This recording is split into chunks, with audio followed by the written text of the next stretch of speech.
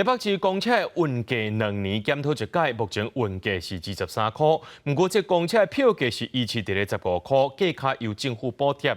今年业者提报上新的这个运价爱29块多，主要原因是因为这疫情过后，各项拢起价，加上公车欠驾驶，薪水就爱开户较悬，才会当请人来。那台北市的公运处表示，业者提报的运价也是爱经过委员会审议。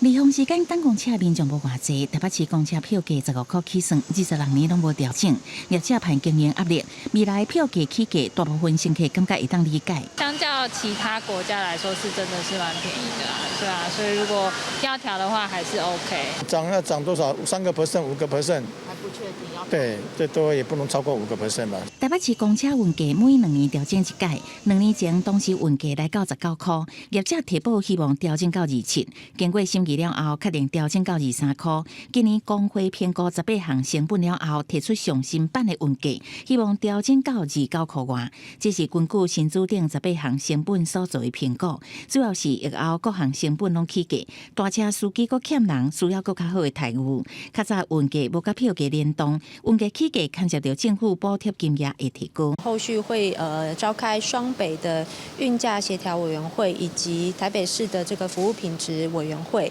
请专家学者跟相关的委员一起来做一个审查。台北市政府推测审议了后的运价差不多会伫11月公布，提报金额甲审议结果应该会有争差。若规划票价调整的代替面临新版定价上路，初步估计一年可能增加2亿外的成本。经济部讲，目的事业主管机关会当评估偏的预算。目的事业主管机关他们来做评估就整个产业的状况啊，然后当然就是要这个稳定物价为主。针对节能跟节电的部分，用电的效率的提升，我觉得这是台铁目前应该要赶快做的事情。台铁公司票价调整方案报建了后，会伫22董事会阁进行讨论。对外界关心电费的成本，台铁公司发布声明，顶半年家己拍拼省电，今年1月至8月工作场所用电量比去年同期减1.5%。若是对新版定价上路，台铁公司会进行产业的状况评估，研究会向台电公司申请优惠的可能性。记者综合报道。